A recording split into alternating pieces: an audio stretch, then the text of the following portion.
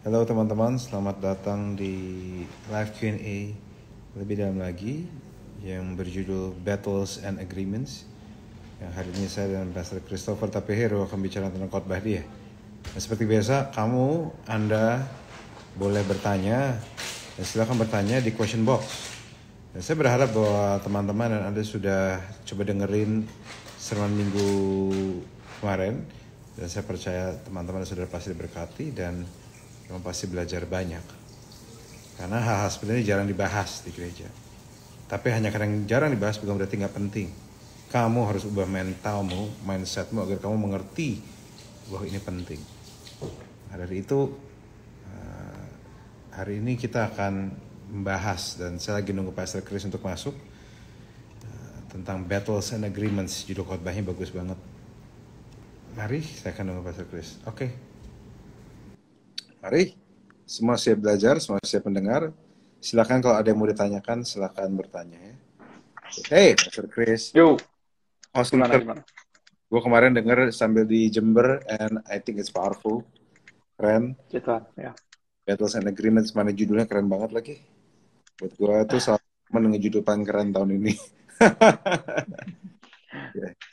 Itu ambil dari apa? Ambil dari sejarah sebenarnya. Baca lagi sejarah perjuangan kemerdekaan gitu. Iya. Dari situ sih idenya. Idenya kan semua dimulai dari pengertian bahwa hanya karena kamu sudah merdeka bukan berarti kamu berhenti berperang. Idenya kan Betul, gitu. betul. Ya, Perangan paling banyak dimulai setelah merdeka. Makanya orang-orang yang sudah justru. dimerdekakan itu perang lebih banyak karena dia harus mempertahankan kemerdekaannya ya. Ya dari sana sih Pastor L. Gitu. So Oke. ya, ini gue akan sedikit bagiin ya, walaupun bisa ditonton panjangnya di YouTube channel kami ya, di New Wine International Church. So welcome buat semua yang join malam ini. Dan gue kemarin bagiin tentang itu, Battles and Agreements. Idenya adalah tentang pas lagi baca-baca sejarah gitu ya, ingat lagi bahwa habis proklamasi kemerdekaan di 17 Agustus 45 tuh masih banyak pertempuran di berbagai tempat gitu ya. Terus dan tentunya ada beberapa perjanjian gitu, perundingan ya, dan itu yang kita ingat kalau belajar sejarah. Jadi Pastor kebetulan sejarah gue dulu bagus. Gue suka sejarah, suka banget karena salah satu faktor utama gue suka banget sejarah karena kakek gue juga pejuang kemerdekaan soalnya. Nice. Jadi dia itu saksi hidup lah ya, dia ngalamin semua itu, peperangan-peperangan itu. Jadi gue senang banget belajar sejarah, jadi pas merenungin itu, wah ini sama banget sama kehidupan kekristenan kita gitu. Habis Yesus mati di salib, perjuangan kita bukan udah selesai, justru baru dimulai. Berbagai pertempuran di berbagai tempat tuh, pas zaman sudah proklamasi tuh, karena ada dua alasan. Yang pertama, penjajah itu nggak terima gitu, nggak terima bahwa kita merdeka.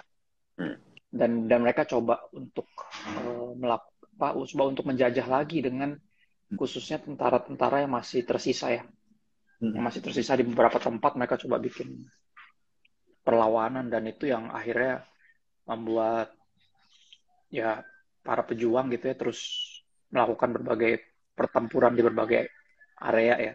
Dan itu lebih banyak pertempuran dibanding perundingan ya karena gue percaya juga gitu dalam kehidupan kekristenan kita nih, setelah dimerdekakan dari dosa nih, ternyata kita harus terus bertempur melawan dosa tiap saat. Ya, bukannya cuma tiap hari, tapi tiap saat. Dan itu yang firman Tuhan katakan sendiri gitu ya, bahwa kalau karena Yesus sudah menang, bukan berarti kita nggak perlu melakukan pertempuran tiap-tiap hari. Digambarkan bahwa ada beberapa ayat yang gua mau kutip ya. Silakan. Di ya kita ini ya kita percaya ya, Kristus mati untuk kita menebus dosa-dosa kita, dan kita mati bersama dengan Kristus, maka ada istilah disalibkan bersama Kristus. Dan karena kita mati bersama Kristus, hendaknya kita juga bunuh apa yang membunuh Yesus, yaitu dosa gitu. Jadi kalau Yesus berperang lawan dosa, kita juga akan dihadapkan dengan peperangan yang sama, teman-teman. Ya. Di 1 Petrus 2:24 misalnya, ia sendiri telah memikul dosa kita dalam tubuhnya di kayu salib, supaya kita telah mati terhadap dosa, hidup untuk kebenaran. Ya. Roma 6 ayat 6, kita tahu bahwa manusia lama kita telah turut disalibkan atau mati bersama Kristus. Tujuannya supaya tubuh dosa kita hilang kuasanya. Jadi tujuan teologi ini sangat penting. Makanya kita hampir kayak memaksa ya orang-orang untuk baca Alkitab gitu, untuk ikut Bible study. Walaupun kita nggak pernah maksa siapa-siapa sih. Kita kan non toxic church ya. Itu saling Nggak sangat maksain siapa-siapa. sangat Iya. mendorong secara sedorong itu. Dorong Betul, sedorong-dorongnya itulah pokoknya. Untuk ikut, ayo ikut Bible study, ayo baca Alkitab lebih sungguh, lebih sering. Ya, supaya tubuh dosa kita hilang kuasanya. Itu tujuannya kita tahu bahwa manusia lama kita tuh mestinya udah disalibkan bersama Kristus. Agar jangan kita menghambakan diri lagi kepada dosa. Nah, ini menarik nih. Kata menghambakan diri lagi artinya lu udah dimerdekakan dari penjajahan, tapi lu terjajah lagi gitu loh. Ada kata lagi di situ. Ya artinya sesuatu yang bisa terjadi lagi kalau kita nggak sungguh-sungguh apa mati bagi dosa gitu ya. Ayat 2 dari Roma 6 bilang kita telah mati bagi dosa, bagaimanakah kita masih dapat hidup di dalamnya? Sebuah pertanyaan retoris, mestinya nggak boleh. Ya istilah gini, jatuh dalam dosa itu masuk akal, tapi hidup dalam dosa ini harusnya nggak bisa. Yang harusnya kita nggak bisa terus hidup dalam dosa. Roh Kudus dalam kita akan membuat kita sangat-sangat nggak betah untuk terus hidup dalam dosa. Gitu. Nice. Terus Galatia 2:20 misalnya. Aku hidup tapi bukan aku lagi yang sendiri yang hidup, melainkan Kristus yang hidup dalam aku. Hidupku yang sekarang kuhidupi dalam daging adalah hidup oleh iman dalam anak Allah yang telah mengasihi aku dan menyerahkan dirinya Amen. untuk aku. Ya, kita nggak mungkin hidup dalam dosa, kita hidup dalam iman. Ya, Kolose 3 ayat 3, sebab aku telah mati dan hidup. Sebab kamu telah mati dan hidupmu tersembunyi bersama dengan Kristus dalam Allah. Jadi jelas bahwa Kristus dibunuh atau disalibkan untuk kita. Dan kita terbunuh atau disalibkan bersama dengan dia. Terus apa? Ya Tuhan nggak berkata atau bilang bahwa nggak akan ada pertempuran karena pertempuran udah selesai. Belum. Ya justru karena itu, karena kebenaran itulah, bunuhlah dosa. Itu perintahnya.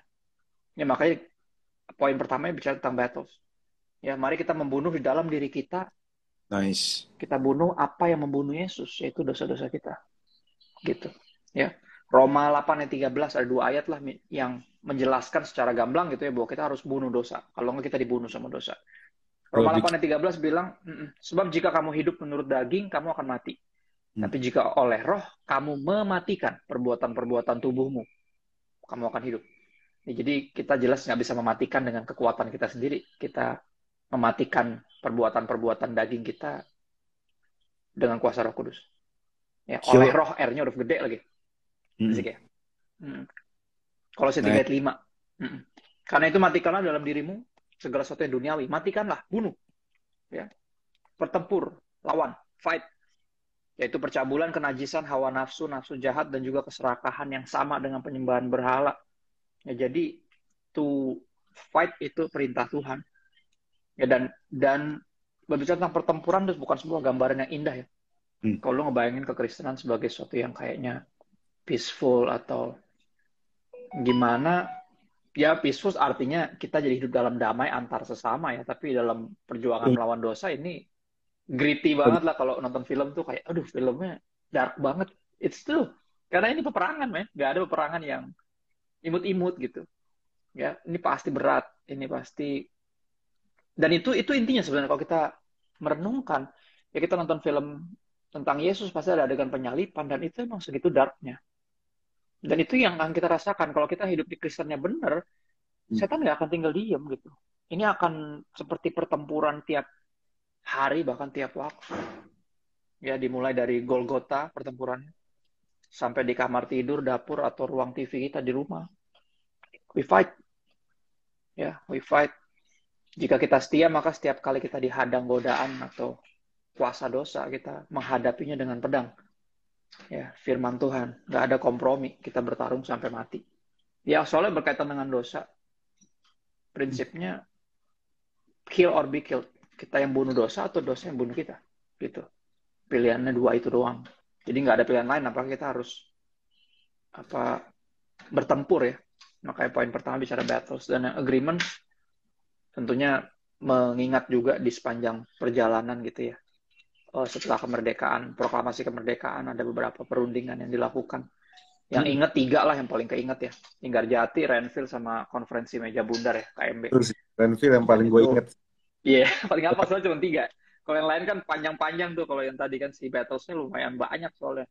Ya kan 5 hari di Semarang, 10 November Surabaya, Ambarawa, Bandung Lautan Api, Medan Area, serangan umum 1 Maret 49. Pokoknya banyak yang gitu. Kalau yang 3 ini gampang ingatnya. Ya, ingatnya gampang. Terus perundingan ini membuat gue meyakinkan diri gue bahwa tema kita bulan ini nih sangat-sangat relevan ya menurutku ya. Kita menyadari bahwa emang kita ini merdeka nih bukan hanya karena istilahnya belenggunya sudah dipatahkan oleh Yesus, tapi juga kita mempertahankan kemerdekaan kita dengan membangun ya, mulai melakukan istilahnya membangun good habits ya. Good Dan itu habits. yang mempertahankannya istilahnya, yang memerdekakan tentunya pengorbanan Kristus ya. Tapi kemerdekaan yang dianugerahkan ini mesti kita isi. Nah, kita mengisinya dengan good habit itu, kita mulai bangun good habits. Firman Tuhan. Khotbah lu minggu lalu kan mantap banget tuh, jelas gitu ya. Dan hari kemarin gue sempat membagikan beberapa hal yang harus kita lakukan. Dimulai dengan 2 ayat ini sederhana. Yakobus 4 ayat 17 bilang, kalau lu tahu apa yang benar yang harus dilakukan tapi lu nggak lakukan, lu dosa. Yang gitu. Orang selalu berpikir dosa tuh cuma melakukan apa yang nggak boleh, tapi ternyata nggak melakukan yang seharusnya dilakukan juga dosa. Ya, itu mungkin beberapa yang denger kayak, hah, gue baru tahu tuh. Gue pikir dosa itu cuma melakukan yang nggak boleh. Ternyata nggak melakukan yang mestinya dilakukan juga itu dosa. Gitu. Ya kan? Jadi untuk kita mengabaikan untuk mulai bangun good habits itu dosa sebenarnya. Ya. Kejadian 4 ayat 7 apa yang Tuhan bilang sama Kain juga jadi peringatan keras ya. Tuhan bilang sama Kain, ada tertulis manusia hidup, jika engkau tidak berbuat baik, dosa sudah mengintip di depan pintu. Ya, dia siap menerkam lu, kasarnya gitu. Ya sangat menggoda engkau, tetapi engkau harus berkuasa atasnya. Dosa Jadi, itu jelas kita harus mengisi kemerdekaan ini dengan mulai build good habits. Dan ada beberapa hal yang kemarin gue share ya. Good habits yang yang sebenarnya lu udah tahu harusnya lu bangun dari dulu gitu. Maksudnya sebagai orang percaya. Ini no debat sebenarnya bentuknya, ada doa, firman, taat, ibadah sama pelayanan. udah 4 itu. 5 itu udah sebenarnya no debat. Maksud gue lu Kristen kan, itu harusnya gak ada perdebatan dalam hal-hal itu. Misalnya doa deh contoh. Bisa aja ada orang yang ngedebatin gitu ya, ngomong gini kayak, kalau kita udah tahu kalau Tuhan udah tahu ngapain kita berdoa? Kalau kita minta juga belum tentu dikasih, ujung-ujungnya dia ngasih apapun yang dia mau ngasih, apa yang kita minta kan gitu. Ada yang gitu loh. Jadi dia ngerasa nggak perlu berdoa. Gue bilang, aduh, mulai dari mana ya? Kalau ngobrol sama yang gesrek-gesrek gini gimana gue mulainya gitu ya? Karena buat gue doa itu kan hampir semua theologians gitu ya di sepanjang sejarah Bapak Gereja juga bilang doa itu seperti nafas hidup orang percaya. Berhenti bernafas, berhenti hidup gitu loh. Tapi masih ada aja orang yang mesti diyakinkan you need to breathe gitu. That's just insane, right? Bingung gue juga. Ya. Dan buat mereka bisa-bisanya lo mempertanyakan perlu berdoa. Kayak lo emang pernah mempertanyakan dalam hidup gue ngapain napas ya? Ya menurut lo. Ya. Matius 26:41 deh bagi siapapun yang masih somehow mendebat pentingnya berdoa. Jelas itu. Matius 26:41 bilang berjaga-jagalah dan berdoalah supaya kamu jangan jatuh ke dalam pencobaan. Nah, ayat ini yang lebih terkenal bagian B-nya, Pastor El. Roh memang penurut tapi daging lemah. Nah, bagian ini selalu dipakai. Itu doang yang diingat. Padahal ayatnya lengkapnya karena roh penurut tapi daging lemah, makanya hiduplah. Ya, berjaga-jagalah dan berdoalah istilahnya. Roh penurut tapi daging lemah ini bukan alasan untuk hidup dalam dosa, tapi justru alasan yang kuat untuk mulai membangun kehidupan doa. Ya. Tapi sedihnya ayat ini dipakai mulu yang B-nya untuk pembenaran gitu loh. Jadi, ya namanya juga manusia, Pastor, kan gue belum malaikat. Ya gimana dong? Gitu-gitu. Halah, ayo dong. Ya, kalau malaikat jadi ampunin, lu masuk neraka kalau salah. Nah, itu dia. Jadi doa harusnya udah no debat harusnya. Ini we need to breathe. Kita kalau emang pengen tetap hidup ya harus bernafas. Kasarnya kalau ada sesuatu yang menghalangi lu dari bernafas, pasti kan lu coba untuk singkirkan kan. Coba ada teman lu yang ngebekep lu, atau lu tidur tiba-tiba ketindihan bantal lu sendiri atau whatnot. Lu kan pasti akan coba dorong apapun yang menghalangi lu bernafas. Tapi dalam kehidupan sehari-hari, coba apa yang kita lakukan untuk menyingkirkan gangguan dari kita bisa punya kehidupan doa. Ada nggak yang mulai bangun good habits itu? Dengan sederhana tiba-tiba kayak, jalan yuk. Aduh enggak, ini jam doa gue tiap malam jam 8:30 malam. Jam doa, udahlah jalan makan yuk. Enggak bisa diganggu kalau nih. I need to breathe. Kan gitu, gue harus bernafas. Gue berharap kita punya komitmen macam itu ya. Punya kesadaran lah, bukan komitmen. Kesadaran. Jadi Ya, bahwa menarik kita yang perlu Tuhan, bukan Tuhan yang perlu kita. habit yang menarik adalah habit to share itu sama sekali nggak bombastis. Habit-habit Exactly. kita semua tahu, cuma kita anggap remeh dan kita nggak peduli. Padahal habit-habit itu yang menyelamatkan kita. Kebiasaan-kebiasaan rohani itu yang akan menyelamatkan kita di masa depan. Ya. Kebiasaan-kebiasaan dan tentu namanya kebiasaan tuh sifatnya menarik bahwa kamu tidak akan bisa dapat apa-apa kalau kamu cuma melakukannya sekali-sekali. Kayak Nah orang itu. orang Kayak orang nge-gym olahraga. nggak langsung berotot kali. Iya. Yang ada malahan yang menarik adalah orang nge-gym justru tidak direkomendasikan langsung nge-gym 6 jam gitu. Nggak direkomendasikan. Justru sejam-sejam tapi sering. Ya. Jam-sejam Bangun kebiasaan itu. tapi teratur. Sama, berdoa itu idenya bukan soal lamanya.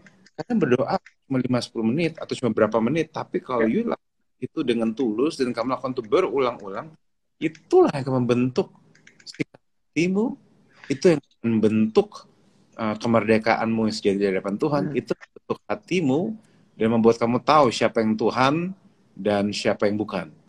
Itu loh, Exactly. Iya. itu. Nice. Kayak gitu-gitu tuh. Nah, Ya.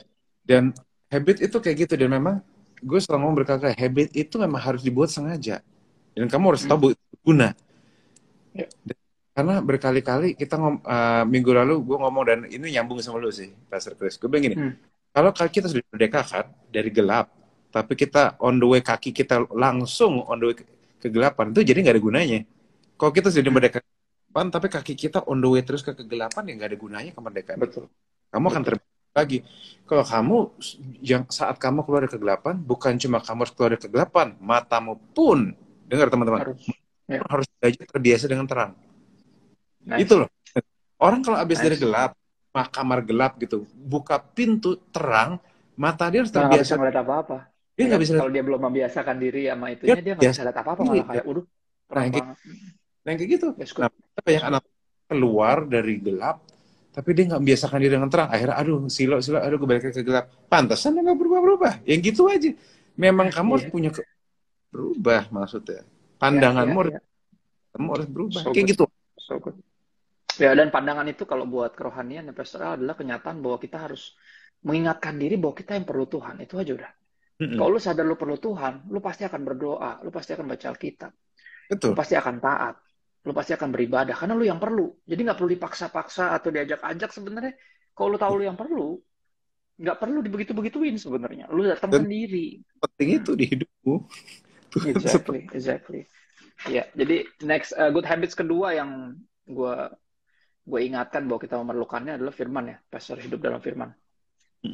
Ya, baca kitab suci, doa tiap hari, lagu sekolah minggu ya, kalau mau tumbuh kan gitu. Firman juga ini udah debat juga nih harusnya. Matius 4 ayat 4, Yesus bilang, ada tertulis manusia hidup bukan dari roti saja, tapi dari setiap firman yang keluar dari mulut Tuhan. Jadi hidup kita ditentukan sama apa yang Tuhan bilang. Kalau emang hidup kita ditentukan sama apa yang Tuhan bilang, gue percaya kalau lo menyadari hal itu, lo akan mulai baca kitab sungguh-sungguh. Karena hidup lo ditentuin sama itu, sama dia. Dan juga Ya.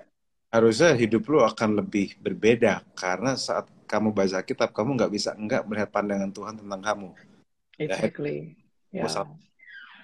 Mindset kita ntar dirubah, paradigma kita, cara kita memandang dia, cara kita memandang kenyataan yang terjadi, apapun yang menimpa kita, kalau kita mengenal dia sebagai Tuhan yang baik, apapun yang diizinkan terjadi, kita bisa percaya bahwa itu mendatangkan kebaikan. Some way or another gitu ya.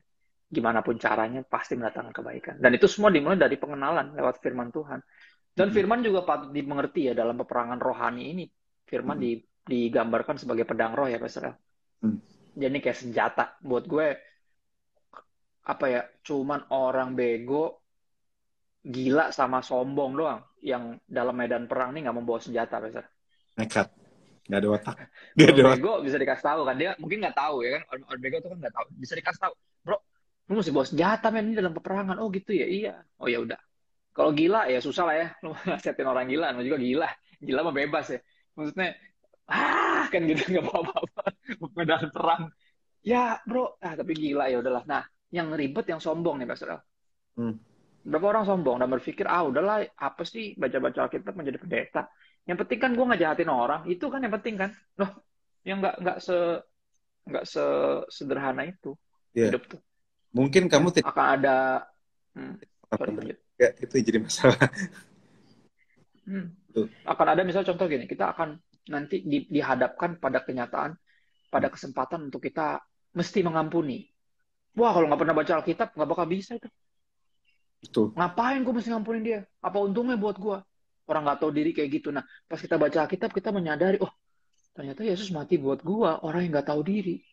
Wow, ternyata gue nggak elak diampunin, diampunin sama Yesus. Nah, itu semua kan karena hidup dalam firman ya, Pastor. Kalau Hmm. nggak nyambung. Kalau nggak, lu Oh, kayak lo, dirasa kayak dipaksain untuk melakukan sesuatu yang kayaknya lu nggak bisa. Karena lu nggak pernah menyadari dan nggak pernah tahu tentang pengorbanan Kristus. Makanya hidup dalam firman ini benar-benar kayak makan buat rohani lo. hmm. Jadi gue selalu kasih tips kalau siapapun yang mau mulai ya, mau mulai untuk bangun good habits baca Alkitab.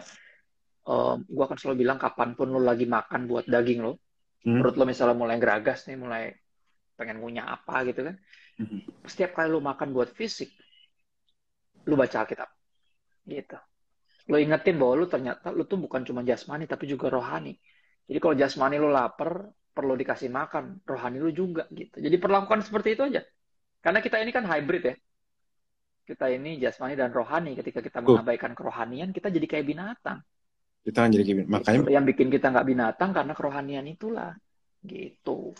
Jadi ayolah ya, mulai bangun uh, habit baca Alkitab, kelarin, coba dikasih target gitu ya. Setahun gue pengen kelarin baca Alkitab. Yang gitu kan sebenarnya nggak muluk. Ya, lu ikutin follow IG-nya Lembaga Alkitab Indonesia misalnya. Tiap hari ada postingan tuh apa yang mesti dibaca satu hari. Itu setahun udah kelar Alkitab lo. Ya jadi udahlah, nggak apa ya, no debat harusnya. Seperti lu tahu bahwa sebagai manusia yang hidup lu perlu makan, hmm. rohani lu juga perlu, that's it. Harusnya itu sesederhana itu gitu. Ya berikutnya membangun habit untuk taat. Ya, nah ini nih taat kan tahun lalu ya Pastor ya kita ngomongin tentang uh, justru taat itu sebenarnya buat kebaikan kita sendiri. Taat Maksudnya untuk kebaikan Tuhan sendiri. Tuhan tuh nggak perlu ketaatan kita sebenarnya. Hmm. Dia bisa pakai malaikat kalau kita nggak mau dipakai, kita nggak nurut, kita Batu. bertingkah, dia bisa pakai malaikat, dia bisa datang sendiri. Hmm. Orang lagi di kamar, lagi tidur, tiba-tiba dia samperin di mimpi atau dia nyamperin langsung di tengah jalan kayak Saulus kan, bisa. Cuman kalau dia ngajakin kita untuk apa, untuk melakukan sesuatu, memerintahkan kita, kalau kita nggak taat, kita yang rugi sebenarnya. Dan itu yang harus dipahami ya. Yohanes 3:36 ya. Udah paling no debat tuh ayat tuh. Barang siapa percaya kepada anak, beroleh hidup kekal, tapi barang siapa nggak taat kepada anak, ia akan tidak akan melihat hidup. Melainkan murka Allah tetap ada di atasnya. Jadi kenapa lawannya percaya itu nggak taat? Karena orang yang nggak taat, berarti dia sebenarnya nggak percaya. Dan ini no debat sih harusnya. Ya harusnya kita nggak perlu menimbang-nimbang. Perlu nggak kita taat? Ya, nggak perlu ditimbang-timbang. Atau timbang-timbang satu hal lagi. Perlu nggak kita bertobat? Ya iyalah. Ya kan? Perangkuman dari good news Injil itu salah satunya adalah juga bertobat atau binasa. Itu pesan yang dibawa Yohanes Pembaptis, para nabi, termasuk Yesus sendiri gitu loh. Bukan percaya atau binasa, bertobat atau binasa. Karena orang yang percaya pasti bertobat. Kalau dia nggak bertobat, berarti dia nggak beneran percaya gitu. Dan ini yang mesti terus kita push ya. Karena orang atas nama kasih karunia suka, tau lah ya, suka Iya. gesrek gitu. Iya, suka cari-cari pembenaran. Kan by grace, gue bukan by works, by grace. Gue bilang by grace tetap aja iman tanpa perbuatan kan mati. Ya, Anyway, sebelumnya faith. Ya, kalau mau ingin nanya, silakan tanya di question box ya, biar kita bisa lihat siap. ya. Dan juga karena Betul. dari Habis ini, kejar terus, jadi kita nggak bisa lihat. Itu akan naik-naik. betul. Susah. Jadi lebih baik Jangan di kolom chat, tapi di kolom question box, teman-teman. itu. Ya, Ya. kita lagi. Dua terakhir, Pastor. Good habits yang mesti dibangun, ibadah. Ya, habis pandemi ini banyak juga orang yang udah nyaman ya, online dari rumah ya. Hmm. Jadi males gitu ibadah onsite gitu, kayak terlalu drama lah, ngapain sih mesti mandi, mesti cari parkir, mesti keluar duit. Wah, udah di rumah aja lah, kan sama aja esensinya. Please deh. Ya, jangan pakai alasan-alasan gitu. Maksudnya kalau lu beneran sayang, gini, ada abatuan yang kayaknya bercanda tapi buat gue cukup lucu tapi juga ironis. Dia bilang gini, emangnya situ mau sorganya live streaming? Gue suka. Lu gak masuk surga tapi lu dari sini live stream, mau emangnya gak mau kan? Pakai ini, pakai apa? Surganya. Mau lo? Enggak kan? Nggak mau dong. Kita kan pengennya beneran masuk surga dong. Pengennya beneran bertemu muka dengan muka sama Tuhan, bukan cuma pakai layar gitu ya. Nah kalau emang iya, terus kenapa Atau ibadah surga. onsite ini diperdebatkan atau lu banyak alasan? Nggak mau kan lu surga live stream? Enggak kan? Lu pasti pengen ke sana beneran gitu loh. Ya, jadi please deh, renungin itu aja dulu. Dan ayat ini tentunya ya, Ibrani 10:25. Janganlah menjauhkan diri dari pertemuan ibadah seperti dibiasakan beberapa orang. Tapi menjelang Yesus datang, justru kita harus saling menasehati dan semakin giat melakukannya. Ya, jadi onsite-nya ada, pas online-nya Zoom, apapun itunya diikutin juga. Jadi kita lebih giat menjelang Yesus datang. Jadi sesuai dengan yang apa namanya, dihimbau gitu ya, diperintahkan gitu. So yang terakhir pelayanan, Pastor. Buat gue pelayanan nih yang masih juga beberapa orang maju mundur ya. Akhirnya jatuh bangun dalam dosa karena kesempatan untuk melayani nggak pernah sungguh-sungguh di embrace. Dia ngerasa kayak udahlah yang lain aja lah, saya mah apa tuh kan gitu, saya mah nggak bisa ini nggak bisa itu, atau Dan saya mah masih berdosa dan segala macam. Dan ini alasan kita mereka nggak tuh, biasanya mereka tuh alasan sorry kak, sibuk dan sebagainya. Padahal yang aduh apalagi sibuk. gue pelajarin ya, Tuhan Hmm, justru panggil orang yang sibuk. dipercayakan hal lebih besar Justru karena Tuhan, orang-orang sibuk setia dalam perkara kecil. Exactly. iya. Jadi justru yang gue Exactly. lihat Tuhan panggil orang yang sibuk. Gideon dipanggil pas lagi kerja. Daud Iya, pas lagi Daud betul, nggak ada yang dipanggil lagi nganggur Pastor El. lagi nganggur, nggak ada. Jadi Nggak kalau ada. bilang kalau misalnya, aduh saya mau pelayanan tapi nggak bisa, saya sibuk. Justru itu masa yang tepat kamu pelayanan. Karena berarti Exactly. karena Ya, sibuk berarti kamu produktif. oke. Kamu sedang bisa dipercaya Tuhan, ibaratnya gitu. Kamu sedang Oh setia ya, dan ya, ya, ya. Benar, setuju banget. jadi, Setuju. nah, justru aku bilang, tunggu saya nggak sibuk, baru saya melayani. Belum tentu panggilan masih ada kalau kamu nggak sibuk. Bisa jadi ada orang lain yang dipanggil Bisa ya. aja orang lain namanya. Jadi Nah mendingan itu. diri aja lah. Ya. Dan kembali mengingat yang Tuhan bilang sama Kain ya. Kalau lu nggak melakukan yang baik, dosanya udah mengintip siap menerkam lu depan pintu. Dia pengen berkuasa atas lu. Ya dia Mm-mm. mau menerkam lo. Lo harus berkuasa atasnya. Jadi apa? Lakukan yang baik. Pelayanan ini kan sesuatu yang baik ya. Termasuk Mm-mm. terkait tadi. Doa, firman, taat, ibadah sama pelayanan ini kan hal yang baik. Efesus 4:16 ya, gue tutup dengan ini di 20:27 habis kita ngobrol. Efesus 4:16 mengenai pelayanan. Ayatnya indah banget. Daripada nyala seluruh tubuh menerima pertumbuhannya dan membangun dirinya dalam kasih. Tapi di situ ada strip 2 tuh Mm. menjelaskan seluruh tubuh yang kayak gimana. Dia bilang tubuhnya ini rapi tersusun dan diikat jadi satu oleh pelayanan semua bagiannya sesuai dengan kadar pekerjaan tiap-tiap anggota. Jadi kalau kita mau makin bersatu, tubuh Kristus atau gereja lokal gitu ya, atau gereja yang universal, kita harus semuanya tuh pelayanan sebenarnya. Jadi nggak ada tuh yang cuma jemaat doang tuh nggak ada. Semua kita hamba Tuhan Dan harusnya. melayani itu penting karena Kristus pun melayani. Kalau dia Exactly. melayani itu Ya. Anda. Mm-mm. Yohanes 13 Tuhan Yesus bilang gitu ya Pastor El, apa yang saya bikin sekarang kamu nggak ngerti. Mm. Tapi one day kamu akan melakukannya juga. Ya, Tuh. layanilah seorang akan yang lain.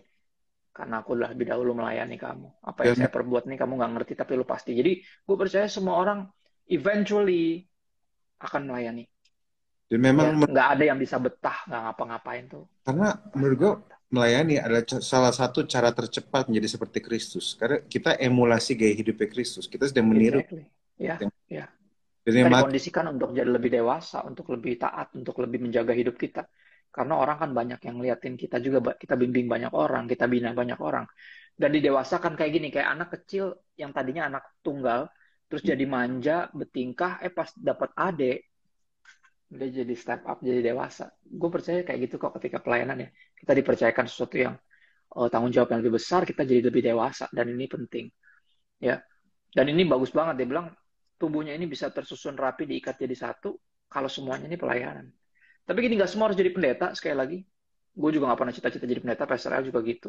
hmm, Tapi gini, semuanya harus jadi hamba Tuhan, dalam artian melakukan semuanya itu untuk Tuhan. Bukan untuk manusia doang, gitu. Utamanya untuk Tuhan. Dan gue kutip, terakhir ya gue kutip bokap gue ya. Bokap hmm. almarhum bilang, orang yang pelayanan belum tentu cinta Tuhan, karena ada aja motivasinya beda-beda ya. Ada yang mau tampil, ada yang pokoknya religius, mentality, dan apapun itu. Tapi dia bilang, orang yang mengasihi Tuhan itu nggak tahan untuk nggak pelayanan. nggak bakal bisa, nggak pelayanan. Jadi ini yang patut direnungkan. Jadi good habits ya ada 5 itu tadi. Dan ini yang kemarin gue bagiin sih. Jadi panjangnya bisa dengerin di YouTube. Kita lihat question box kita nih ada apa aja nih. Silakan Pak Sera. Mari kita lihat. Let's go. Oh, udah lumayan banyak nih. Tuan. Nah ini dia mau serius nih. Pastor mau tanya, kadang bingung bagaimana cara menyerahkan hidup kita ke Tuhan 100%. Gimana Pak Sera? Lu mau jawab atau gimana caranya menyatakan hidup lo? Semua Bukannya ini diubah. sesuatu natural ya? Maksudnya kayak misalnya ya lu pas udah pacaran gitu ya. Terus abis apalagi merit ya. Lu kan udah menyerahkan 100% diri lu sama istri lo. Maksud gue ini kan bukan sesuatu yang perlu ditawar atau dipertimbangkan ya. Maksudnya ya nggak sih? Apapun itu ya. All out itu kan namanya all out ya. Tuh. Kalau lu sayang beneran, lu bener-bener ya kasarnya contoh gini ya. Gue tinggal di, ya kita tinggal di Kalibata kan, Pastor. Itu kan deket banget sama Gang Potlot ya. Hmm. Lu kalau ngeliat slankers, wah gila, itu all out banget buat slank coy. Dari kampung, dari mana naik truk, naik apa coba buat ke situ, itu pun gak ketemu mereka doang di depan gangnya itu udah seneng gitu. Gitar-gitaran. Gue bilang main gila. Itu bisa sampai segitu all outnya, tapi kenapa sama Tuhan kok kita masih bisa gitu mikir caranya gimana? Sebenarnya nggak bisa dikasih caranya, karena itu natural banget. Lu akan taruh apa kasarnya lu beri diri lu tuh lu kayak empanin diri lu tuh langsung ke relationship ini gitu. Gimana Pastor? Lu mungkin mau sharing? Idenya kalau gue mau bantu pakai analogi relationship tadi, pada waktu gue menikah sama bini gue, ya gue menyerahkan hidup gue sama bini gue, dan ide dari hidup gue bukan cuma tentang gue lagi. Itu nomor satu. Itu yang Paulus Ya, ngomong, hidupku bukan aku lagi. Karena tapi dia Kristus dalamku ya. Kristus dalam dia. Dan pada Hmm. waktu bini gue, kebahagiaan gue bukan lagi jadi satu-satunya yang harus gue perjuangkan. Kebahagiaan Ya, dia. ya. Dan Rasul Paulus kasih ini juga, Pastor, kasih tips bagus ya. Dia bilang, apapun yang lo lakukan, ya, entah lo duduk, berdiri, tidur, makan, atau melakukan suatu hal yang lain, lakukanlah untuk memuliakan Tuhan. Itu caranya sebenarnya. Jadi kita nggak perlu bingung. Jadi apa aja yang lo buat? Ya, lo lagi naik motor di jalan raya, ya lagi kayak gini depan komputer di rumah, terus lagi megang HP di kereta gitu ya, atau lagi ngapain aja, kasarnya sorry ya, lagi buang air di WC aja, ngerti ya, Hmm. lagi mandi, coba lakukan semuanya buat Tuhan. Pernah nggak lakukan semuanya buat Tuhan? Pasti lu bener-bener melakukan itu excellent. Misalnya contoh lu olahraga ya, olahraganya bukan cuma biar keren badannya jadi, tapi lu mau ngejaga kesehatan yang dipercayakan sama Tuhan. Lu bertanggung jawab atas tubuh lu, itu kan 100% buat Tuhan. Nah, jadi buat gue nggak usah terlalu dibingung-bingungin. Coba lu lakukan semua buat Tuhan. Sekolah buat Tuhan, kerja buat Tuhan, pelayanan buat Tuhan, jadi suami buat Tuhan, jadi istri buat Tuhan, jadi orang tua buat Tuhan, jadi anak buat Tuhan, jadi warga negara buat Tuhan, jadi politikus buat Tuhan deh. Yang paling tikus-tikus banget tuh, ya kan? Yang paling tikus aja bisa dipakai buat Tuhan. Maksud gue sesederhana itu. Dan itu balik lagi sesuatu yang sangat natural. Kalau lo Hmm. emang jatuh cinta dan sayang banget sama dia, itu akan secara natural akan lo lakukan sih. Lo Nice. lakukan semuanya buat dia. Ya, Itu sih. Itu lanjut semoga lanjut. cek lagi. Semoga bisa membantu ya. Ini eh, ini ada hubungan sama habit sih. Kakak, aku mau Oke. tanya, pendeta masih suka minum mabuk, kakak. Pendeta siapa Hmm. itu? Gini, teman-teman, minum nggak pernah dilarang di Alkitab. Mabuk Mabuk. yang dilarang. Kenapa? Karena mabuk membuat seorang nggak bisa mengendalikan dirinya dan akhirnya berbuat dosa. Ya, lose control of himself. Karena gini, Holy Spirit yang dalam kita, buah roh itu rasa paling matangnya kan self control ya. Masa Jadi diri. ketika orang kehilangan self control, dia bisa berbuat dosa dan itu yang bahaya. Minumnya sendiri sebenarnya nggak dosa. Hmm. Kalau minum dosa, mujizat pertama Yesus bukan air jadi anggur, Air jadi Coca-Cola. ya. Anggur jadi air. Anggur jadi. Jadi semuanya lagi minum anggur, tiba-tiba kok Kok jadi- air biasa. Nggak boleh minum semuanya. Ini dosa kan gitu. Ya jadi bukan minumnya yang dosa, tapi maboknya yang dosa. Dan buat gue kalau ada pendeta masih kerjaannya mabok, wah gue juga bingung tuh. Ya udah no comment lah karena beberapa di denominasi. Sorry ya, masih begitu memang. Itu Gue budaya. juga bingung ya.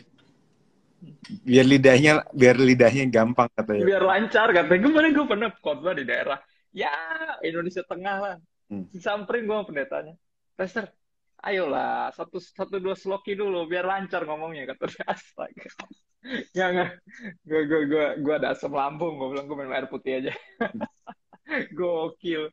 Ditawarin sama gembalanya coba. Waduh. Ya, tapi itu budaya, Pastor L. Gue percaya banyak banget. Karena gini kan, kekristenan masuk Indonesia itu kan dibawa banyak budaya Eropa ya. Jerman, siapa? Portugis, Portugis. Jadi sangat Inggris. umum di daerah kantong-kantong Kristen tuh budaya minum tuh kuat. Karena emang eh, negara-negara itu sangat kuat. Jerman itu minum air putih itu jarang. Minumnya bir. Dan itu biasa buat mereka. Martin Luther juga ngebir gitu.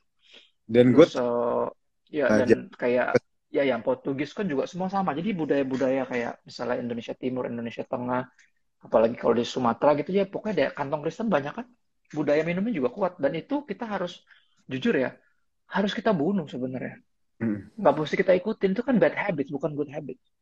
dan Itu yang membuat beberapa daerah bahkan penjaranya penuh sama anak muda gara-gara minuman keras. Akhirnya mabok, dipenuhi hawa nafsu karena internet udah masuk sana kan, pornografi. Akhirnya pelecehan, pemerkosaan, pelecehan, buntingin anak orang. Masih umur-umur youth, remaja, pemuda, udah berakhir di penjara. Lah, itu kan berarti emang bad kan?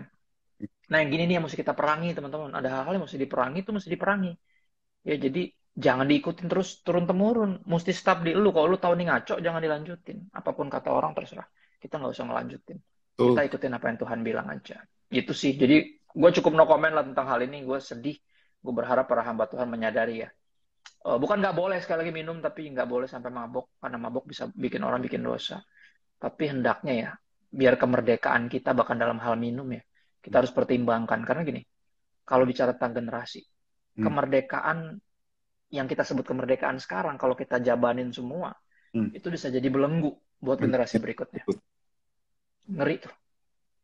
Bisa jadi belenggu buat generasi berikutnya. Ya kita misalnya kayak, nggak apa-apa minum tuh kan nggak dosa. Oke, air lu minum.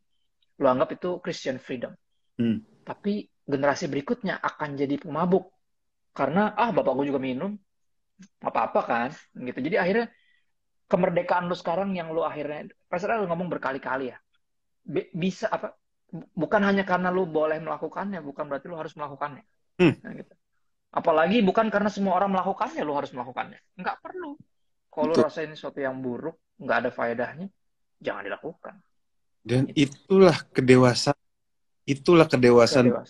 Exactly. Karena idenya adalah hanya karena kamu bisa melakukannya, nggak berarti kamu harus melakukannya. Harus melakukannya. Ya, apalagi boleh ya, karena banyak orang secara mental masih kayak anak kecil, Pastor. Anak kecil tuh kan selalu ngomong gini, aku boleh nggak ini? Gitu. Anak kecil nanya boleh apa enggak. Orang dewasa menyadari perlu apa enggak. Gitu. Itu perbedaan anak kecil dan orang dewasa. Ya. Gue tuh selalu suka apa yang kita bicarakan dulu tuh tentang tato. Bahwa kita juga berdosa, bahwa tato itu kita nggak nganggap itu dosa. Tapi enggak.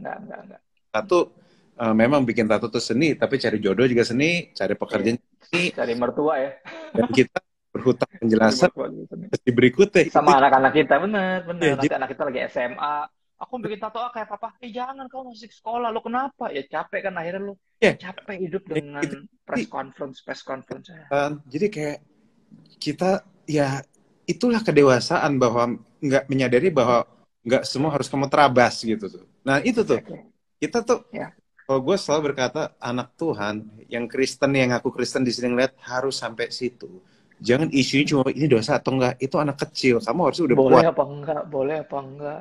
Kamu udah tahu, kamu udah belajar. Lu di gereja berapa lama sih? Berapa puluh tahun sih? Betul.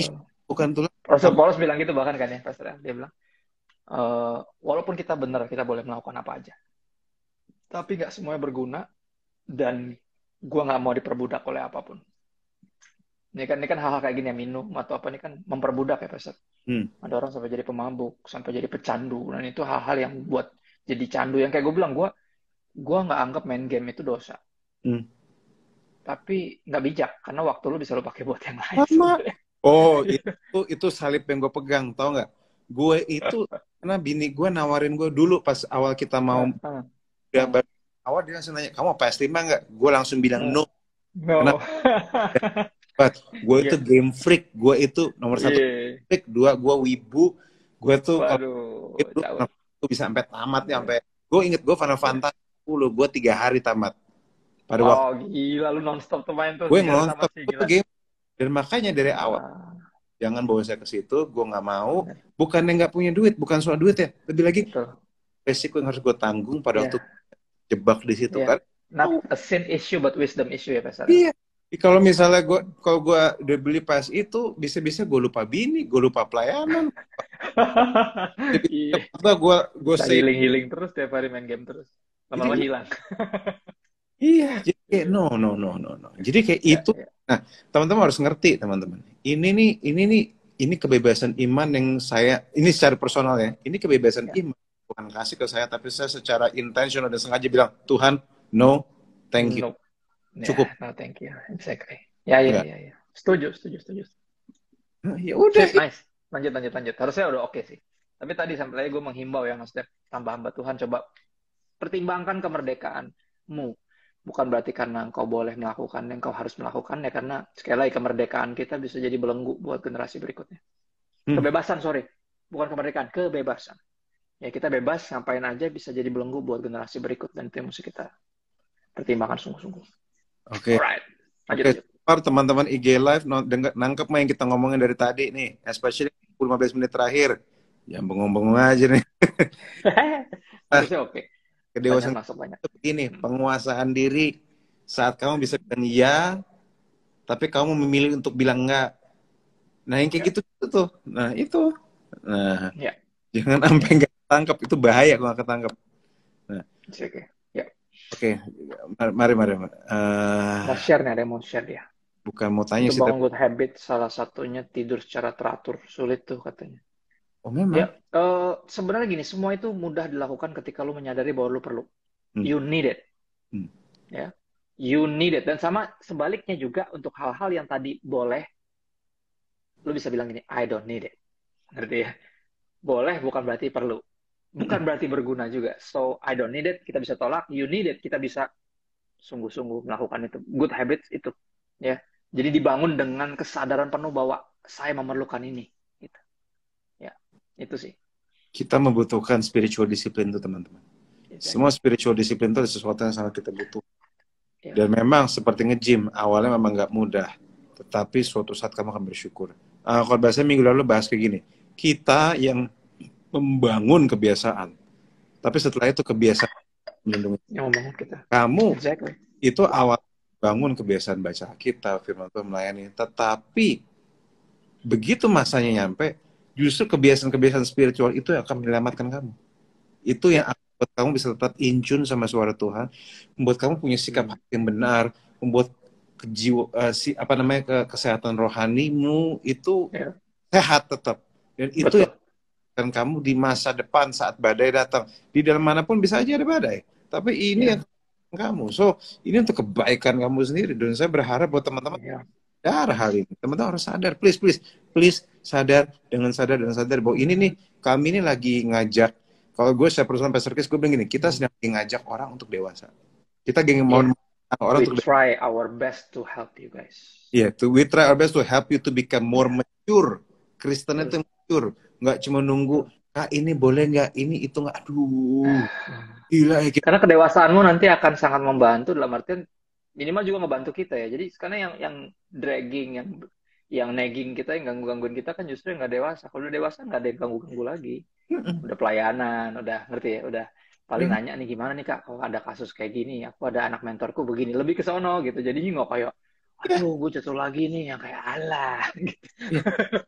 Pusing. Orang sikat gini, anak kecil sikat gigi harus dipaksa dulu sama mamanya. Kok nggak sikat gigi tonton, kok nggak nggak. Sekarang kok anak kecil kayak gitu, lu bayangin kalau misalnya orang gede kayak gitu, udah menikah, ayo suamiku, kamu sikat gigi. Iya. Suami kayak gitu. Ya ampun. Menikah. Ya. Ya. Ntar dia nyap-nyap pas sakit gigi ya. Kan sakit gigi kan gara-gara gak dirawat bener giginya. Nah, kayak itu. gue. Ya, Pas kecil dipak resek soalnya. Gue gak tahu ya, karena suka lupa aja. Makanya ini gue tuh makin lama ya, gue secara personal makin lama makin merenungkan betapa penguasaan diri itu justru menurut gue ya, nilai yang paling penting yang gue bener-bener gue makin dulu tuh penguasaan diri nilai yang menurut gue paling susah, tapi semakin lama gue menjadi itu nilai yang paling gue butuh secara jujur gue. Iya, dan memang itu sekali lagi ya, dia itu puncak dari kedewasaan rohani ya, buah roh rasa paling terakhirnya tuh kan self control ya. Dan itu yang mesti kita push. Kita mesti bertumbuh ke dalam kedewasaan rohani sampai level self control tadi. Silakan Pastor yang lainnya, ada pertanyaan berikutnya. Kita nah ini Cari yang nyambung ya. Kita yang masih jatuh bangun dan dosa tawanan iblis, gimana cara keluarinnya? Ya bisa itu bisa jadi karena iblis gini, sebenarnya iblis gak berkuasa atas kita. Tapi dia itu bisa menggoda kita. Nah, ketika kita jatuh, kita lagi nurut sama dia. Itu kan disebut tawanan ya. Makanya disebutnya kita sebenarnya nggak bisa mengabdi kepada dua tuan. Entah lu jadi hamba Tuhan atau jadi budak dosa. Nah, problemnya adalah gini. Masih terlalu banyak orang yang menolak untuk jadi hamba Tuhan. Padahal udah dimerdekakan dari dosa. Akhirnya, terima nggak terima, suka nggak suka, budak dosa jadinya. Tawanan iblis tadi bahasa lebih power lagi, lebih keras, tapi itu benar. Karena kalau lu nggak jadi budaknya Tuhan, lu jadi budaknya setan. Pilihannya cuma dua, ya kan? Kalau nggak pengabdi Tuhan, pengabdi setan. Ya kan? Nah, Itu pengabdi mantan. Misalnya. Ingat nggak? Nggak ada. Lu ngomong gitu barusan, gue inget ada apa yang gue pada bagian tahun lalu tentang tentang rumah kosong yang akhirnya roh jahat. Tadi penuh ada roh jahat, tapi diusir roh jahat ya. Dan gue yakin tuh karena kuasa Tuhan diusir. Tapi karena rumah itu kosong, akhirnya isi balik lagi bahkan 7 kali lebih banyak. Dia bawa 7 temennya. Jadi, wah asik nih kosong. Yuk muat ternyata kemarin gue sendiri masih lowong gitu. 7. Itu parah. Ya. Dan gue belajar gini, Pastor, tentang peperangan ya, atau tentang mengikatkan diri sama Tuhan nih dari teman-teman yang dulunya pernah terikat narkoba. Jadi dia bilang gini, kalau kita udah misalnya ikut rehab, atau bahkan didoain pendeta, ada yang langsung hilang nih, sakaunya gitu ya. Biasanya kan sakau tuh sampai pagi. Ada yang rehab berapa bulan, ada yang langsung hilang, didoain tuh hilang aja gitu. Nah dia bilang, kita harus segera mengikatkan diri sama Tuhan. Kalau enggak, gampang relapse dia bilang. Wow. Ya, gampang relapse. Jadi makanya beberapa teman kita kan kayak Abeng atau Yeri kan kakak adik itu ya. Mereka kan jadi benar-benar orang-orang yang memerangi penyalahgunaan itu. Dan bahkan jadi pembina, pendamping buat orang-orang yang juga lagi struggle dengan keterikatan itu ya. Akhirnya jadi relawan ya. Dan itu yang disebut mengikatkan diri sama Tuhan tuh seperti itu. Lu jadi pelayan.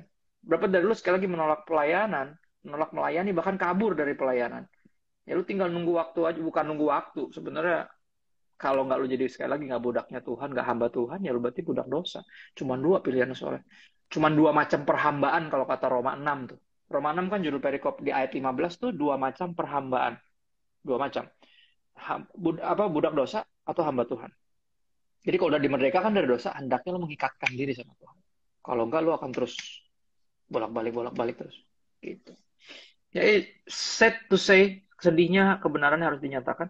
Siapapun yang berbuat dosa adalah budak dosa. Ya kan? Firman Tuhan bilang gitu kan? Barang siapa berbuat dosa, dia budak dosa. Makanya barang siapa taat, melayani Tuhan, sungguh-sungguh bukan pencitraan, dia hamba Tuhan. Dan gue berharap kita semua segera ya mengikatkan diri sama Tuhan. Memang biar kita nggak nggak bolak-balik dalam dosa. Untuk lepas dari dosa, tapi kita dipanggil untuk diri. Ya. Sekali lagi gue nggak akan bilang lu akan kebal terhadap dosa, dalam artian bukan nggak bisa jatuh, tapi lu nggak bisa berendam, atau dalam konteks kemerdekaan lu nggak bisa dijajah lagi, lu nggak bisa terikat. Harusnya jatuh masih bisa, masih manusia, cuman berendam atau terikat lu nggak bisa. Lu kan udah merdeka, lu bisa berdiri dari dosa, mulai datang lagi kepada Tuhan, bilang Tuhan sorry, mesti gue nggak gini, pergi dan tidak berbuat dosa lagi, mulai melayani Tuhan. Ayo, jadi encouragement sekali lagi untuk melayani. Come on, jangan lari dari pelayanan. Ayo, lakukan. Ikatkan dirimu sama Tuhan. Ya. Mari. Ini ada berapa? Apa nih? Oh Mas Kris, wah aku bukan hamba Tuhan padahal. Oh Mas Kris kan hamba Tuhan banget. Hamba apa jadinya Mas? Halo. Apaan Mas? Tunggu di Niman ya Mas ya. Oke. Sampean bukan pendeta mungkin, tapi hamba Tuhan. Hamba Tuhan kan nggak perlu pendeta, Mas. Iya, bukan pendeta, tapi panjenengan hamba Gusti Allah. Iya, itu. Betul. Nggak semua harus jadi pendeta, tapi semuanya harus menyadari kita ini hamba Tuhan. Hamba Tuhan adalah yang melakukan apapun dengan segenap hatinya seperti untuk Tuhan. Itu hamba Tuhan. Oke. Ya. Mas Kris, ditunggu di Niwan ya Mas Kris. Ntar sama masih di Medan dia, biarin aja. Ya, setelah bersekutu dengan Tuhan, anak Tuhan juga. Iya. Ahui. Mari. Ada nggak? Tanya apa? Masih ada sih. Nah, ini baca Alkitab. Pastor, untuk orang mau belajar Alkitab pertama kali, baiknya mulai dari Kejadian umur Matius saja. Kalau gue sih rekomend dari Matius. Gue dari Lukas. Pokoknya Karena penting. Lukas itu kitab Injil yang disusun kronologis. Oh iya iya iya. Iya. Jadi dari awal banget sampai sampai Yesus naik ke sorga. Jadi enak bacanya urut. Jadi mujizatnya, terus dia kapan ngomong perumpamaan ini, adegan semuanya urut. Nah, dan Lukas juga ditulis untuk orang awam. Jadi ini pengalaman gue, soalnya gue orang awam kan. Jadi gue baca dari Lukas dan itu urutan. Jadi gue senang. Nah dari sana biasanya kan kalau lu baca kitab ada catatan kaki tuh. Ayat ini muncul di mana lagi. Nah lu baca juga catatan kakinya. Nanti tahu-tahu lu udah baca semua tuh. Matius Markus. Karena lu baca Lukas, lu jadi baca Matius Markus. Nah nanti tinggal tambahin Yohanes habis itu. Nah itu akan banyak catatan kaki nanti mental-mental ke perjanjian lama juga. Ya, jadi nanti kalau udah habis Injil, udah sampai Yohanes, baru lu mulai lanjutin Kisah Rasul sambil mulai pelan-pelan baca Kejadian. Jadi baca Kejadiannya nanti dengan kacamata Injil. Kalau enggak lu bingung nanti. Yang ini bunuh itu, Tuhan suruh ngebantai satu bangsa, jangan disisain, lu pasti kayak, kok Tuhannya jahat banget gitu. Kalau lu nggak baca pakai kacamata Injil, lu terpusing. Gitu. Jadi Lukas dulu, Matius, Markus, Yohanes, baru Kisah Rasul lu lanjutin sambil mulai baca dari Kejadian. Itu sih gue ya, personal, karena gue orang awam, gue baca Alkitabnya kayak gitu, dan membangun Bible study juga dengan sama, makanya Bible study kita kan lagi di Lukas 22 sekarang, kurang lebih ya. Kita mulai dari Lukas. So, itu sih paling tips ya, buat yang baru mau mulai baca Alkitab. Follow ini, Peter Chris. Iya, Peter Chris. Follow Peter Chris itu wajib lah. Kalau buat pembaca-pembaca Alkitab awam yang rindu benar-benar bertumbuh dalam pengenalan akan Tuhan melalui firman Tuhan. Sekali lagi, Peter Chris. Pakai Bukan Peter ya, Peter. Kan, Peter. Iya. Dengan hashtag. Ngomongin habis-habisan pokoknya nih teman gue. Baca. Lembaga Kitab Indonesia jangan lupa di follow. Ada ada pembacaan Alkitab setahun ya. Itu asik banget. YouVersion juga banyak plan, Bible reading plan. Ayolah, kita hidup di era paling enak teman-teman. Semuanya dimudahkan, jadi cuma masalah mau apa enggak. Nah, kalau dari gue sangat usul gini. Kalau misalnya memang lu geblek banget, bener-bener kayak nggak ngerti Alkitab, cobalah dari BMK. BMK ada terjemahannya versi bahasa Indonesia masa kini. Itu enak tuh bahasanya. Iya, itu enak dan membantu. Jadi sekali-sekali BMK, terus abis itu lu juga jangan lupa cek buku terjemahan baru. Gue TSI ini FIYH nih firman gue Allah suka BMK. Gue sangat suka BMK. Karena bagi gue BMK sangat membantu gue untuk dan bahasa itu gampang aja. Abis itu cek terjemahan baru yang biasa-biasa. Asik kok, asik. Pokoknya manfaatin semua terjemahan yang ada ya, khususnya yang bahasa Indonesia. Maskermu di bawah jatuh kayaknya. Tuh lihat. It's okay. Gue tau gak? Lanjut. Baca Alkitab berdua sama bini gue, kita rata-rata pakai BM. Abis BM baru kayak Alkitab biasa, terjemahan baru. Kalau gue kebalik, gue baca Alkitab biasa sebagai urutannya, baru coba cari ini apaan sih BMK-nya gitu. Baru ke BMK. BMK dulu. Apa, gitu. Iya, kalau gue TB dulu karena TB kan urutannya sesuai inian kan, sesuai apa terjemahan asli kan. Kalau BMK kan kadang demi keterbacaan suka di rearrange, di rearrange. Jadi gue biar literalnya pakai itu, baru pas bingung nih apa maksudnya baru buka.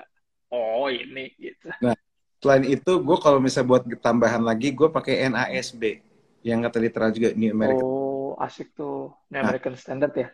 Iya, kalau yang The Message kan parafrase. Nah, jadi makanya secara personal saya secara personal kalau baca kita pakai beberapa terjemahan karena ya pengen tahu aja. Sama. Semakin banyak yang dibaca, semakin kita paham maksudnya benang merahnya, makin ngerti. Oh, maksudnya kesini gitu. So ya itu sedikit dari kita lah ya. Buat baca kita bareng, terus bisa follow atau bisa ikut Bible study kita. Kalau lo perempuan, di Bible study buat perempuan ada tiap hari Minggu malam jam 8 pakai Zoom. Laki-laki juga ada jam 9 tiap hari Minggu pakai Zoom. Ada Bible study untuk umum hari Rabu pakai Zoom. Jadi follow Instagram kami nih @NWI Church untuk semua jadwal ya. Jadi ikut aja enak tau daripada lu baca sendiri. Enak karena rame-rame lebih seru. Nah, ini ada satu pertanyaan yang oke nih. Pastor, saya masih muda dan diberikan kesempatan dari Tuhan untuk menyampaikan firman di depan banyak orang. Kenapa khawatir itu terus ada, apalagi saat berbicara depan orang mengerti tentang Tuhan. Menurut gue itu nggak salah. Justru lu takut adalah bukti bahwa lu sadar bahwa lu belum bisa. Peduli. Lu peduli dan lu tidak mengandalkan diri lu Yeah. sendiri. Yeah, Yang mengerikan kalau di mimbar lu nggak merasa takut apa-apa. Nah, udah terbiasa, bener. nah, Takut dan gentar itu justru postur yang tepat. Karena lo harus menyadari ini kepercayaan besar nih. Kalau gue salah ngomong, gue menyesatkan orang, semua masuk neraka gara-gara gue. Kasarnya gitu, gue kayak gitu. Ya, maksud gue, jadi persiapannya sungguh-sungguh. Ya, Pastor As selalu bilang, you don't have to be perfect, but you have to be prepared. Gue suka banget kalimat itu. Lu nggak harus sempurna, tapi lo harus persiapan. Gitu. Jadi jangan sembarangan. Dan harus ada kegentaran itu kan, gila. Itu mimbar yang kudus, ini kesempatan untuk kita jadi penyambung lidah Tuhan ya, maksudnya. Tuhan mau ngomong, tapi lewat kita gitu. Dan itu emang harus menggetarkan lo. Gue sampai hari ini masih terus grogi, masih asam lambung, masih terus gue nggak bisa tenang kalau belum abis berfirman tuh baru kayak gitu. Untuk informasi abis itu masih ini saya masih grogi. Ya. Saya masih grogi. Sampai detik ini masih. Gue juga pikir nanti mungkin beberapa tahun lagi udah nggak grogi kali. Salah. Masih sampai hari ini udah tahun kesekian masih. Dan gue lucu, gue kan tempat berpikir gue apa gue kelainan kali ya, maksudnya orang lain kayak udah mulai terbiasa, udah santai. Gue masih terus kayak gini, gue masih nervous ya, bahasanya nervous ya. Gue kadang malah nervous, udah makin sering bicara malah makin nervous. Malah lebih nervous ya, karena udah pernah misalnya di sini, aduh, mesti khotbah di sini lagi makin nervous. Nah gini, gue malah dijawab waktu itu sama, gini gue pelayanan lupa di kota mana, terus di hotel nyalain TV kan, jarang banget nonton TV sebenarnya, cuman abis itu khotbah udah siap, gue udah tinggal istirahat, menjelang mandi gue nyalain TV, terus mencet MTV, nggak tahu lagi ada iklan. Terus siapa yang ngomong gue lupa, antara Sam Mendes atau siapa, pokoknya penyanyi zaman sekarang lah. Dia bilang, ditanyain lu masih sering grogi nggak? Dia bilang grogi. Oh iya harus lah, dia bilang. Nervous tuh harus. Nervous means you care. Dia bilang. Ya. Justru artinya itu apa lu tuh serius banget sama itu, makanya lu pasti nervous. Dan itu gue bilang kayak gila, gue dijawab oke. Jadi gue nggak pernah berdoa Tuhan biar gue nggak lagi nervous. Justru nervousnya itu bikin gue menghargai banget kesempatan yang indah itu. So ya, di usia muda maju terus, jangan lupa nasihat Rasul Paulus kepada Timotius muda ya. Awasi diri lo, awasi ajaran lo. Jadi jangan cuman khotbah doang, tapi hidupi apa yang lo khotbahin. Itu sih nasihatnya. Ya. Hai Tian, yo. Iya, bahkan gue makin lama makin nervous kok. Nervousnya adalah kayak gini. Gue udah sering ngorlah. Kalau gue salah ngomong gimana ya? Tegang. Ya, sembunyikan, makanya ada kata-kata gitu ya, kata-kata pendeta zaman dulu soal itu, sembunyikan kami di belakang salibmu, karena dia takut. Makanya sembunyiin gue. Lo kalau perhatiin gue khotbah di balik mimbar gue juga balik mimbar terus, karena gue sebenarnya nggak seberani itu. Gue selalu sebelum berapa hari sebelum gue khotbah, apalagi kalau khotbah udah selesai ya, makin selesai misalnya gue H-3 khotbah udah selesai, gue makin takut tuh. Sisa 3 hari gue siapin untuk doa tiap hari Tuhan gimana. Tegang ya. Jadi gue prepare hard, tapi gue juga pray very hard. Gue sih gitu ya. Karena kalau udah misal gue udah siap tiba-tiba 3 belum udah selesai gitu misalnya khotbahnya. 3 hari tuh gue pakai buat berdoa karena gue tahu bahwa gue nih makin prepare cepet. Ntar gue kayak kenapa nih? Gimana? Akhirnya gue coba doa aja. 3 days gue nggak berhenti pray hard, pray. Betul. Gue sampai lagi nyanyi aja, lagi worship, udah tinggal naik mimbar aja masih ngotak-ngatik khotbah gue. Oh iya. Saking pengennya, pokoknya apapun yang lu omongin deh. Maksudnya kalau emang khotbah ini pun gak sesuai, gue siap, gue bilang. Lagi praise and worship tiba-tiba lagi denger mereka gini, gue tulis lagi. That's the beauty of it. Betul. Ya, good lah. Yuk kita berdoa yuk, teman. Thank you untuk hari ini. Sorry nggak kerja semua, tapi kalau mau tahu lebih dalam silakan cek di YouTube-nya New One Church yang minggu kemarin pas berbicara soal apa namanya Battles and Agreements yang bagus banget menurut gue sih. Kayak oke, thank you. Kita akan berdoa. Silakan Pastor. Yaudah deh. Iya dong. Bapak, kami ucap syukur atas hari ini. Terima kasih atas kebaikan-Mu. Kami terima kasih atas firman yang sudah kami beritakan. Biarlah ini menjadi momen bagi teman-teman yang ingin lebih dalam lagi untuk menjadi lebih dalam lagi kepadamu Tuhan. Tuhan, biarlah hari ini tidak berlalu dengan sia-sia, dan biarlah tenangkan pikiran kami, biar kami menaklukkan pikiran kami bawah kaki-Mu Tuhan. Karena kalau enggak, ngaco banget Tuhan. Pertanyaan kami Tuhan, mampukan kami Tuhan. Nah, sekarang hari ini biarlah ini jadi sesuatu yang empower, yang memberdayakan, membantu anak-anak, memicu anak-anakmu untuk masuk lebih dalam ke dalam hubungan denganmu Tuhan. Untuk Kasih. menjadi anak, untuk menjadi hambamu Tuhan. Benar-benar menyerahkan Haleluya. semua ke dalam tanganmu. Terima kasih Bapak. Haleluya. Kami sudah selesai berbicara, tapi kau belum. Thank you Lord. Di dalam nama Yesus. Amin. Oke. Amin. Thank you, Pastor. God bless you. Thank you, everyone. Bye. See you around. Bye-bye.